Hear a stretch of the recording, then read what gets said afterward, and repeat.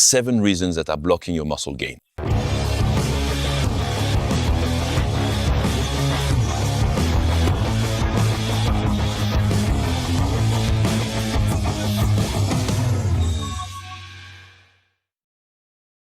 Hi everyone, we're back today with a new video where we'll go over the main reasons that are stopping your muscle growth, the reasons why you can't gain weight or build muscle anymore.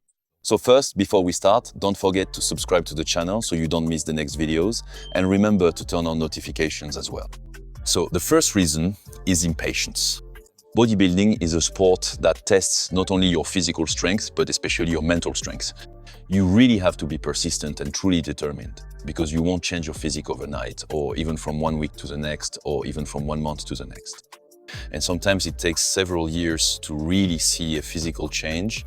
So it really requires a lot of mental strength and perseverance. As for me, I've been training for over 26 years now, almost non-stop, except for a few days here and there if I was injured or if I was really sick and completely out of commission. But otherwise, I've always kept going. I started at 15, doing push-ups in my room, then sit-ups. Then I joined the gym at 16, and since then, I haven't stopped until now at 41 years old. So it's really a sport that requires, mental strength, and even more so for those who compete, because diet comes into play, and you really have to be extremely persistent if you want to go far in this activity. So it's true that quite often when you start bodybuilding, you'll see people at the gym who progress much faster than you, simply because we all have different genetics, different body types, and we don't all respond the same way to training, diet, and so on. So it's true that there will be people who progress much faster than you, and naturally, that can be a bit frustrating and might even make you want to give up. And that's really what you need to try to do. Not to compare yourself to others, but to compare yourself to yourself and to progress according to your own pace, making improvements each week, each month, and seeing your progress little by little. That's why it's also super important to keep track of your progress, to regularly take photos as well, precisely so you can compare. And also your measurements, because sometimes it's true that we don't feel like we're making progress when we look at ourselves in the mirror every day, but when it comes to measurements, weight, and so on, there is actually a noticeable improvement. So that's why you should also try to keep a training journal if possible. It can always be very helpful. But there you go, tracking your progress like this helps you stay motivated over the long term. The second reason is that you don't have a mind-muscle connection. So the mind-muscle connection is essential in bodybuilding, and it's no coincidence that there are so many mirrors around. Usually in gyms, it's so you can watch yourself performing the movement and see which muscles are working. Because if you do your exercises in a completely mechanical way, without feeling which muscle is working, you won't have that mind-muscle connection, and there won't be any muscle development. So you absolutely need to be aware of which muscle is working, really feel it with every single repetition. So it's really super important. That's why I usually recommend starting with relatively light weights, so you can gradually learn to feel the target muscle and of course correct your technique. Then, little by little, increase the weights until you can perform the number of repetitions indicated in your program to technical failure. So technical failure, let me remind you once again, means that as soon as your form starts to break down, you stop the exercise. So you need to find a weight that allows you to reach technical failure at the number of repetitions specified in your program. That's the difference compared to just plain failure. When you go to absolute failure, it means you might, let's say, cheat the movement a little in order to finish your rep. So you'll start to shake, you'll try to compensate with other muscles and so on. That approach is sometimes used in strength training in activities like powerlifting, strength athletics, and so on. But for us, in bodybuilding, to really create that mind-muscle connection and achieve good muscle growth, that's exactly what we need. So technical failure is really the priority. This will obviously allow us to establish that mind-muscle connection, and to develop it further, we can also use other techniques, of course. For example, I really like to use the super slow technique, which means performing your exercises very slowly and always with continuous tension. This can be done, for example, on a bench press or an incline press with a Smith machine. I really like doing this, meaning performing the exercise with continuous tension, never stopping either at the top or at the bottom. If you pause at the top, well, you end up stopping and cutting off the tension. So it's about never stopping at any point. And in this way, you keep constant tension in the muscle the whole time, and you also try to visualize the muscle as it works, contracts, and stretches throughout the movement. And if you manage to visualize this in your mind, that's when you really start to develop your muscles. And by the way, just a little anecdote, when I did my very first competition, when I was preparing for my very first competition, which was quite a while ago, back in 2004, my big problem at the time was that I couldn't feel my lats at all. And as a result, I couldn't flare my lats. And obviously for a bodybuilding competition, that's a major issue because I just couldn't do this pose here at all. So the pose, as we say, front lat spread, back lat spread, and also the corrected pose where you manage to flare your wings. It was impossible for me to do that. At the time, I still had a pretty good back because I had done quite a bit of swimming as well, but I just couldn't flare my lats, as they say, because I hadn't established that mind-muscle connection specifically with my back muscles. And that actually took me quite a while to be able to do so. I trained myself to try to visualize it, to try to picture my lats flaring out and so on.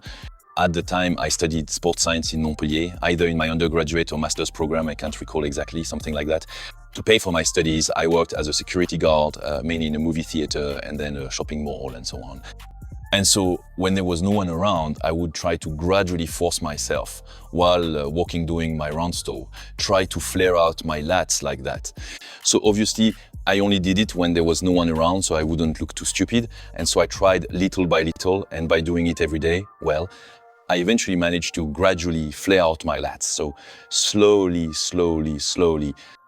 They weren't as developed as they are today, of course, but from the moment I managed to figure out how to flare my lats, I was really able to develop them.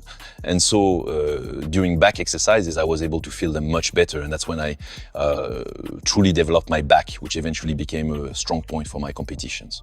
Because I actually ended up with a wide back and a fairly slim waist. And that's ultimately what allowed me to win my overalls in men's physique at the time and to earn my pro card, because I had both a slim waist and a fairly wide back. So it created that V shape the judges were looking for at the time. Third reason, as you might guess, is a poor diet. Obviously, you know that your diet and nutrition play a crucial role in your transformation. You can't expect to build an impressive physique, whether you're cutting or bulking, if your nutrition isn't really tailored and calculated. So you really need a nutrition plan that's calculated, and you need to track your macros and your calories. So for that, as usual, I refer you to my calorie and macro calculator, which you can find for free on my website. At the very least, you can get an estimate of what you need to eat each day to transform yourself, whether it's for bulking, cutting, maintaining, and so on. So you enter your data. Of course, after that, it's different for each metabolism. It varies depending on your body type, genetics, and lifestyle. So that's something that needs to be adjusted. But without proper nutrition, you can't expect a great transformation, no matter what you take. So that's really essential. It's the foundation. And I would even say that it's 70% of your results in bodybuilding, because in the end, you train for an hour to an hour and a half at most per day, let's say 4 to 5 times a week, sometimes 6. But what does that really represent compared to the hours you spend eating during the rest of the week? So actually, almost 70% of your progress in bodybuilding depends on your diet. So this is really extremely important. And it's true that a lot of people tell me, but I eat well, but I can't gain weight, I can't make progress, I'm not gaining weight even though I eat a lot. Again, that doesn't mean anything at all. First of all, eating well, eating healthy, as I've already explained to you, doesn't mean anything at all as long as you're not counting your calories and your macros. And then eating a lot doesn't mean anything either, because you could very well be eating 3,000 or 4,000 calories.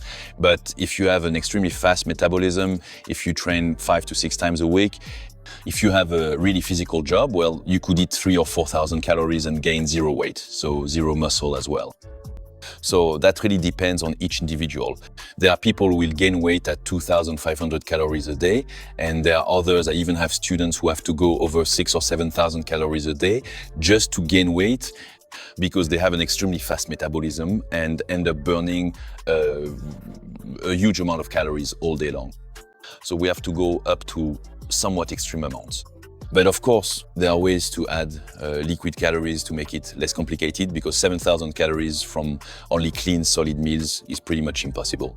I don't know if you've ever tried it, but even just 4,000 or 5,000 calories from solid food is extremely difficult. So 7,000 is hell, I can guarantee you that. So you inevitably have to add gainers to add calories in a more liquid form.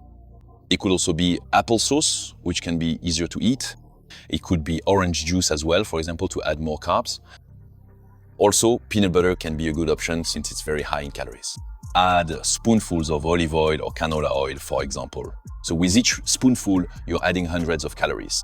So it can add up quickly, it can increase quite fast. Add avocados and so on. All of this is to add a lot of calories. So all this to say that if you can't gain weight, if you've been stuck for a long time and you really think you're bulking, well, actually, you're just not in a calorie surplus. So you're simply not eating enough. So you should try to aim for, I would say, a maximum of 2 kilos per month for a clean bulk. Obviously, that's not going to be year-round. Otherwise, 24 kilos a year would be huge, of course. So no. But if you're doing a bulk over, say, 3 months, I generally recommend not exceeding 2 kilos per month for a clean bulk, because usually beyond that, you really start to put on fat, and that's not good at all. I also recommend, by the way, not exceeding 16% body fat, let's say. So if you're already at 16% and you want to gain muscle mass, honestly, I recommend you do a cut first to really lose the fat and then start a clean bulk. Fourth reason. Ego. I often tell you, leave your ego in the locker room if you want to make progress. There's no point in trying to load up a bar, for example, doing biceps curls with 60 kilos, only to end up using your lower back and momentum for everything, and nothing with your biceps. That's not how you're going to make progress. Who are you trying to impress? The other people at the gym, the girls at the gym, the other guys at the gym, to prove that you're the strongest. But what's the point? It serves absolutely no purpose, except to get yourself injured, and you'll never make any progress. So lower your weights, control your weights, and really try to train to technical failure. So as a reminder, what is technical failure? It means that to reach a certain number of repetitions, for example, if your program calls for 10 reps, you need to find a weight that allows you to perform all 10 reps with flawless technique. And as soon as your technique starts to break down, that means you've reached technical failure and you need to stop. So regular failure, not technical failure if you wanted to go to regular failure. That's more for powerlifters. In powerlifting, where you might use a bit of momentum, use whatever you can to finish the movement, because there you're aiming for strength. But that's not what we're looking for in bodybuilding. So there's no point in trying to do that, really. You start shaking, you try to push from one side, and you might just end up injuring yourself. And in the end, you won't make any progress in terms of development. So leave your ego in the locker room, but the ego doesn't stop there. It also continues with the mindset of saying to yourself, well, in the end, I know everything. There's no need for me to do any research or follow a program. Why bother? Because after all, bodybuilding is simple. You just have to lift and eat, and then the muscles will just magically appear on their own. If that were really the case, why would I have, quote unquote, bothered to spend about 10 years studying sports and health sciences, bodybuilding and physical preparation? Why would I have earned every diploma available in France and Europe on the subject bodybuilding, physical preparation, and so on? If being a coach was really that simple, so it's not just about lifting and eating like I often see on social media. It's much more complicated than that. So yes, of course, you can find everything on the internet. Obviously, you can find anything out there. You can go find videos, programs, and all that. And then what are you going to do? So you're going to spend dozens and dozens of hours searching a little here and there. You'll try to mix it all together. You'll make your own little blend, and then, well, you'll go train. You'll see that in the end, it's not going to work. And as a result, you won't make progress. And you'll tell yourself, well, it's because I don't have the genetics, or it's because I'm not taking this or that. But no, actually, it's simply because you don't have the right program and you think you know everything. So that really is part of the ego. It's the same, for example, let's say your car breaks down and you want to fix it yourself because you tell yourself, well, it's simple, I'll just find it on the internet. There are videos, there are tutorials, so I figure out what's wrong. So you'll search, you'll spend dozens and dozens of hours looking for the right videos, trying to find the problem. And then you'll start working on your car, even though you know absolutely nothing about it, and try to fix it. In the end, you'll buy parts here and there on the internet, and then you'll try to fix it yourself, only to realize that it didn't work and that you made some big mistakes. And in the end, what are you going to do? You'll end up going back to the garage to have it fixed by a real professional who will spend an hour or two repairing it. And in the end, you'll have wasted both time and money. So it's exactly the same thing with workout programs. If you don't turn to a real certified professional to help you, you're going to waste a huge amount of time. So leave your ego in the locker room. And this goes for advanced practitioners too, because it's not just beginners. Advanced practitioners also think that just because they've been working out for 5 or 10 years, they know everything and have nothing left to learn. Well, no, sorry, we learn something new every day. Even me, after 26 years of bodybuilding, after all the certifications I've earned, after all the experiences I've had in competitions and so on, I still keep learning. I still keep training myself every day. Learning never ends. 5th point, wanting to go too fast. There are a lot of beginners who make the mistake of trying to do too much and in the end wanting to move much faster than is reasonable. So when you're a beginner, you can't follow the same program as an advanced athlete who's been training for over 10 years. Really focus on the basics, build your body and your physique little by little, and don't rush things. No matter where you're starting from, you won't be training the same way as your friend who's been working out at the gym for more than 5 or 10 years. And above all, remember to give your body enough time to recover. Try to get at least 6 to 8 hours of sleep each night for proper recovery and to build muscle mass effectively. Really start with the basics and don't try to become Mr. Olympia overnight when you're just starting out with weight training. Give yourself time. 6th reason, changing your program too often. So I mentioned this a little earlier, but it's true that a lot of people will go look for someone else's program, try it out for 4 or 5 days or a week, and then they'll say, no, this doesn't suit me at all. I'm going to switch to another program. So they'll look on the internet or on YouTube, or they'll order another program from someone else and then follow it for a week. Then they'll switch again, change once more. Same thing with their diet. They'll try something for a week and then say, no, I'm going to try the ketogenic diet. And then they'll say to themselves, well, no, this doesn't suit me. After 5 days, I'll switch to the, paleo diet. And then they'll change again and say, no, this doesn't suit me. I'll switch to the cyclical diet and so on. So in the end, well, there won't be any results because you need to stick to one specific program. And that's why my programs are organized in cycles and usually last 12 weeks or 3 months. Why 3 months? Because that's generally the amount of time needed to achieve a good transformation, whether it's for gaining muscle or cutting. And even within those 3 months, there are cycles that change, especially for training, which vary every month. Why? Well, simply because if we stick to the same training program for too long, not only will we get bored and start thinking I'm going to switch to something else because I don't like this program, but also it's simply to avoid letting our body get used to always doing the same thing.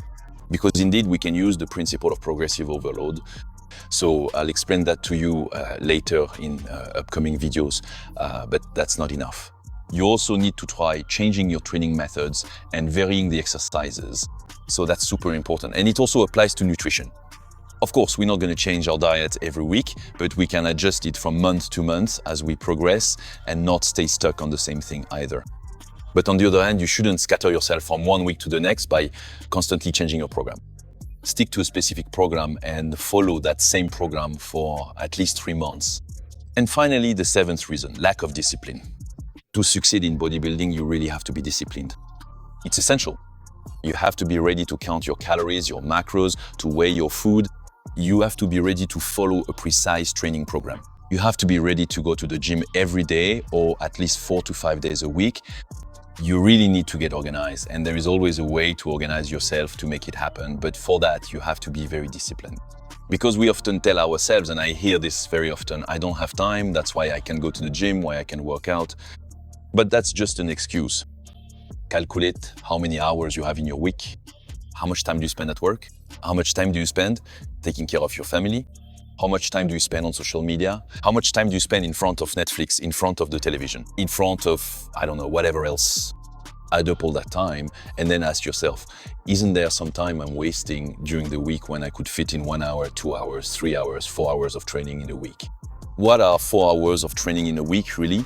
By being truly disciplined and organized, you can always find that time, even if you have a demanding job, even if you have a busy family life, even if you have young children, you can always find time to train. It can be at home, it can be bodyweight exercises, it can be with a few pieces of equipment in a home gym these days. It's easy to order a small bench for $100 like I had when I was a student with dumbbells, of course, not necessarily those $800 adjustable dumbbells, but I mean the basic ones, the entry-level stuff and so on. If you really want to, you can always find a way to train. And for that, you need to be disciplined enough to stick with it every day. And then once you've established that routine, it becomes automatic and you don't even think about it anymore. As for me, it's true that I developed my discipline thanks to martial arts, specifically karate. Back then, I practiced for about 10 years, up to earning my black belt. And I stopped around the age of 17 or 18. After that, I really focused solely on weight training, especially after tearing my cruciate ligaments. But I truly believe it was martial arts that taught me such discipline. And then bodybuilding competitions where my discipline grew even more. In fact, it was absolutely essential for succeeding in competitions because that's when I started to get organized and become much more disciplined, like weighing my meals every day, waking up at the same time, planning my training sessions, making sure I trained every day and so on, to really have a very, very structured life. And that really helped me a lot, not only in bodybuilding and competitions. It later allowed me to get my pro card as well, but also to succeed in other areas of my life, like obtaining my green card for the United States, then my American citizenship, and many other things in my business and in my social life too. In short, this discipline is really important in every aspect, not just in bodybuilding. Discipline and perseverance. So there you have it, friends. These were the main reasons why you might be stuck in your muscle building progress. Let me know in the comments if you relate to any of these reasons, or even all of them for that matter. But in any case, you can at least work on one of the aspects that might be holding back your muscle gain, and I think it will help you in several other areas of your life as well. I hope you enjoyed these little tips, these short videos.